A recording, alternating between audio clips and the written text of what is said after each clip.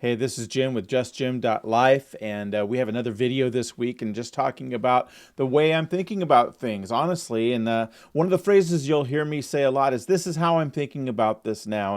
And one of the things that we want to do is we engage in discussions as we talk about different ideas of faith and life and the nature of God, or is there a God, and all of these things, is that we want to create a space, kind of like a table or a platform from which people can have open discussion and talk about their ideas or their thoughts or how they were influenced to think, and make it so it's safe and we can discuss things. So we don't ever want to criticize somebody for the way they're thinking. We don't want to talk negatively about them or badly about them. We want to hear them and understand them, and that's the goal that I have as a person and on this channel as well that we're pursuing. So one of the things that I mentioned in my introductory video, which, it's the first video, bear with me.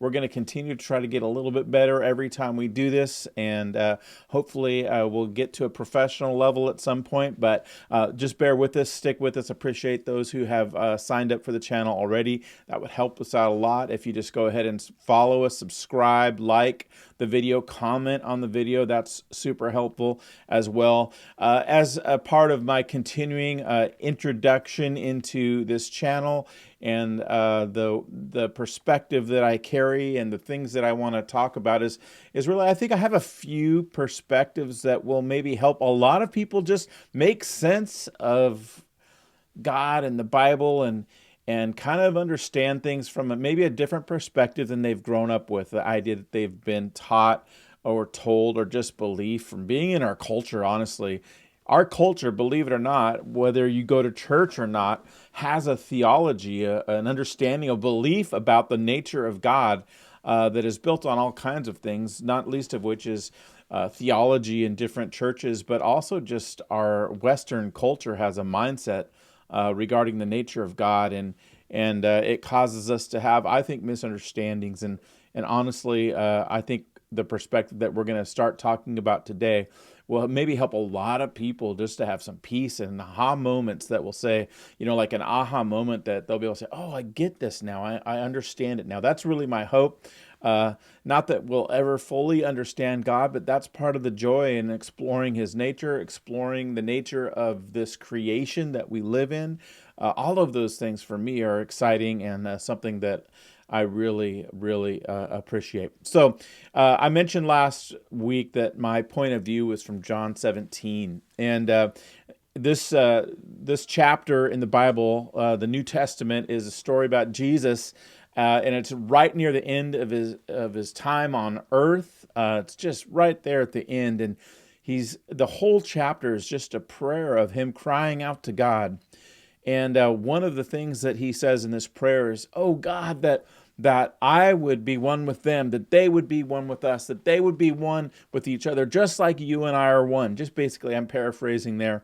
And I was just kind of studying that, thinking about it a little bit, and several years ago, and it just came to my mind, that's the heart of Jesus right there. That's the core of what he came for. That is his mission, his why. That's what he's doing. Well, what happens if I look at all of the stories about Jesus, all of the teachings of Jesus, all of the New Testament, all of the Old Testament, through this intention of God that is expressed in the prayer of Jesus? And as I was thinking about that, it really started to help shift my thoughts and a lot of my understandings, even going back to Genesis and the nature of humanity and at that time and the intentions of God from that point onward. And something that the New Testament does show us is that his intention towards humanity has always been the same. He's been moving us in a direction, and I want to unpack some of those things as we go on further. But one of the things that this idea of oneness, what does that mean? And well, I think it's talking about relationship. And what it indicates to me most strongly is the nature of God is relational. And the nature of how he interacts with us is relational.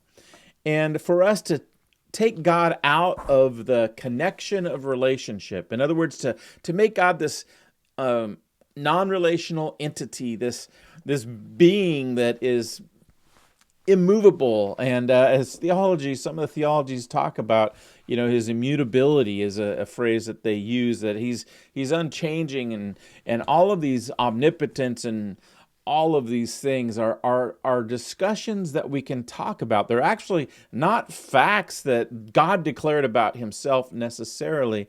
And so we're going to unpack a lot of those things too, hopefully, and have those topics discussed. But this idea of oneness, this idea of being one with God and one with one another, is the idea of relationship. And of course, in relationship, one of the things that is obvious to all of us and inherent in our nature is that to have relationship with one another requires honoring one another, understanding one another, communicating with one another, caring for one another. Love is not just a feeling or an emotion. It's a sense of also responsibility and desiring the best for another person. If we bring all of those cores, and there's so many more regarding relationship to bring into the discussion, and start thinking about God in those terms, I think it will help us have maybe just a little bit more insight.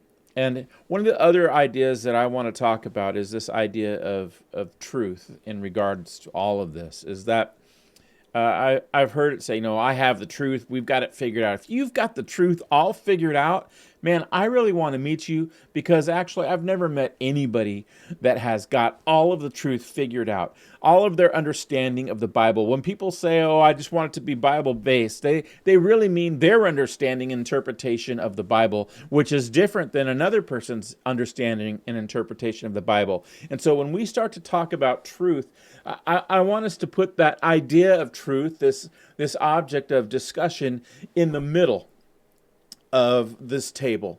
And as we move around this table and people are gathered around this table, we're going to see different aspects and natures of the truth that may well be true and might be different than the way I think about it or the way you think about it. And so I want us to hold all of these things with humility and openness to say, okay, I want to understand. Theology is the study of God, to learn and understand him. I'm telling you, if you've got God figured out and 100% of who he is and all of his nature and all that thing, all the things about that are tucked into this nice little space of this is who God is, his definition. If you've got that, I'm telling you, your definition is way too small, and mine is too. And so the nature of God is an ever expanding and a growing opportunity that we all have to know him more and more and more.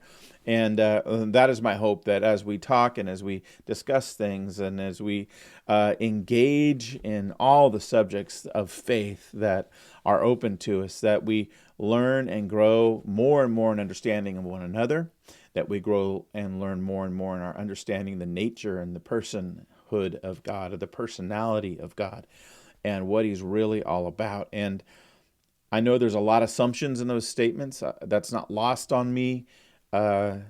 Some people aren't even believing there is a God, and that's maybe a leap that they haven't made yet, or I don't consider it a leap.